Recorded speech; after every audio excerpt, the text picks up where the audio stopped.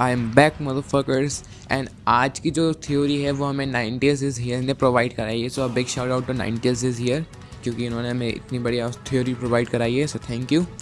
And तो जो theory है वो कंटिन्यू होती है चैप्टर 52 के आगे से, जहाँ पर मोमोशिकी में ट्रांसफॉर्म हो चुका है बोरुतो।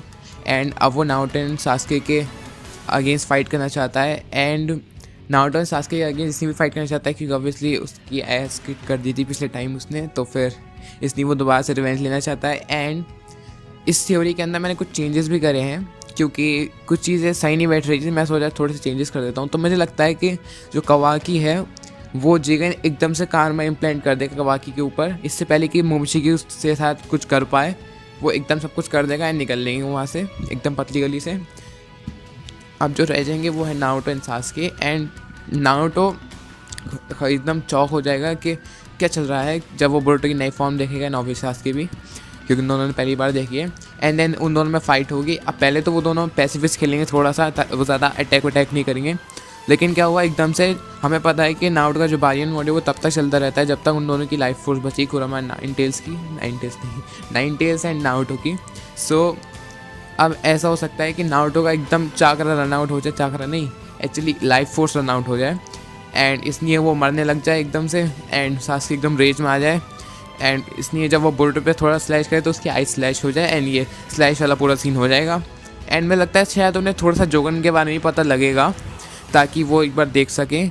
एंड फिर क्या होगा उस स्लैश से, क्योंकि हमें पता है कि जो बोरुतो है उसने कहा था chapter let the chapter be X, क्योंकि एक्स की वैल्यू आप खुद फाइंड कर लेना, ठीक है। सो एक्स चैप्टर में बोरुतो ने कहा था कि वो मरने के लिए भी तैयार है, और अगर वो बोरुतो में मोमोशिकी में ट्रांसफॉर्म हो तो फिर सास्के ने कहा था कि वो अपनी पूरी स्ट्रेंथ लगा देगा बोरुतो को रोकने की नहीं। अगर उसे किल करना पड़े तो वो किल भी कर देगा बोरुतो को, क्योंकि ऑब्वियसली नारुतो नहीं कर पाएगा।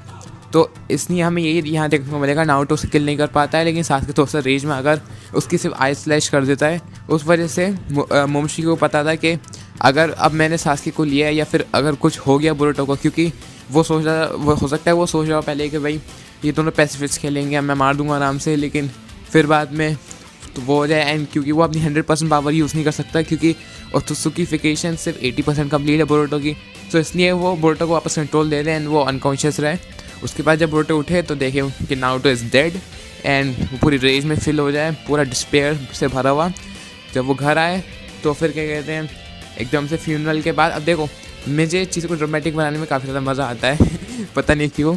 एंड ड्रामेटिक होती थोड़ी बहुत मज़ा भी आता है। सो ऐसा हो सकता है कि बोरुतो कितना ज़्यादा फ्रस्ट्रेटेड है ये दिखाने के लिए कि जब नारुतो का फ्यूनरल हो, बोरुतो अपना हाथ इतनी ज़ोर से स्क्वीज़ करे कि उसमें से ब्लड टपकना शुरू हो जाए। एंड ये ऑब्वियसली उसकी फ्रस्ट्रेशन दिखाएगा कि वो कितना ज़्यादा गिल्टी है, या फिर वो कितना ज़्यादा फ्रस्ट्रेटेड है उस बात से कि उसने ही अपने डैड को मार दिया।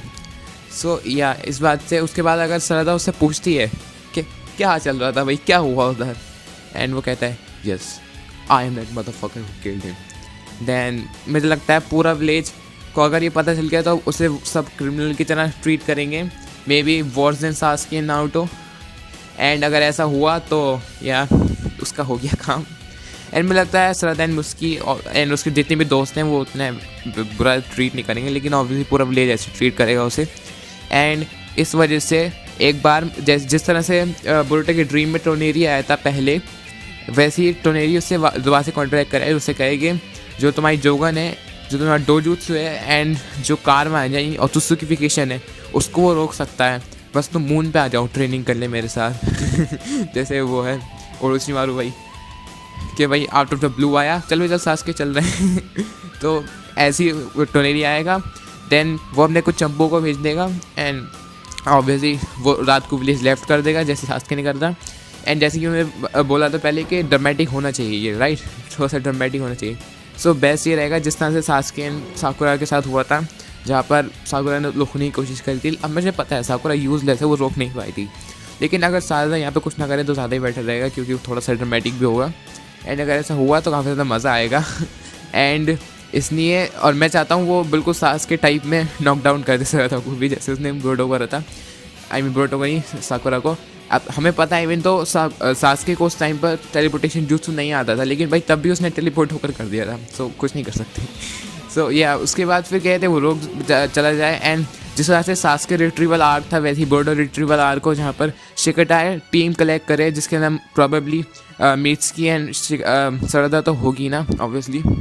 एंड वो टीम क्रिएट करने के बाद वो जाए, एंड जब वो जा रहा हो एंड बीच में जिस तरह से पिछले सास्के रिट्रीवल आर्क में हुआ था कि जो हर एक एनिमी है, जैसे एक एनिमी आया, एक बंदा रुक गया, पूरी टीम को भेज दिया। एंड मैं चाहता हूँ कि जिस लेवल की फ़ाइट उस आर्क के अंदर देखने को मिली थी ना, उसी लेवल की फ़ाइट सब आर्क में देखने को मिले, क्योंकि उस आर्क से ना मैं हर एक कैरेक्टर को रिस्पेक्ट करना शुरू कर दिया था।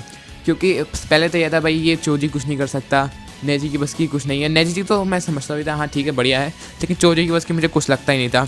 लेकिन जब उस आर्क के अंदर चोजी ने उसको डिफीट करा था ना, तब बहुत उसका कैरेक्टर डेवलपमेंट को बहुत अच्छे से हुआ था। सो इसलिए और भी अच्छी तरह से कैरेक्टर डेवलपमेंट हो जाएगी, हमें कैरेक्टर्स की पावर्स भी देखने को मिलेगी। एंड प्रॉबेबली सरदा लास्ट हो जाएगी, जहाँ नारुतो लास्ट था वैसे सरदा लास्ट होगी।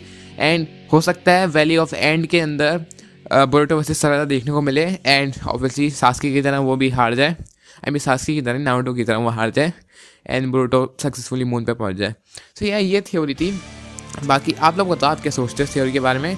एंड क्योंकि अब मैं ये सोच सकता हूँ कि जैसे कि सास्के ने बहुत बड़ा पार्ट प्ले करा था 4th ग्रेड निंजा वॉर के अंदर, सो हो सकता है कि कुछ ऐसा ही हो जहाँ पर कवाकी, ताकि वो कवाकी से रिवेंज ले सके, इस वजह से बोरुटो आया हो जब कवाकी पूरे कोनोहा को डिस्ट्रॉय कर रहा हो।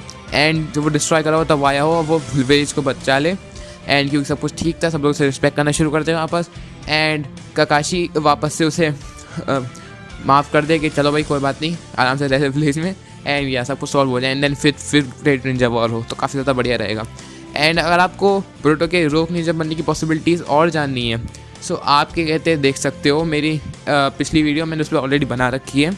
एंड और अगर आप ये सोच रहे टोनी को कैसे पता कि ये कैसे चल रहा है कि बोरुटो के साथ क्या क्या हुआ, सो मैंने एक थ्योरी बनाई थी कि क्या मित्सुकी एक टोनेरी का क्लोन है।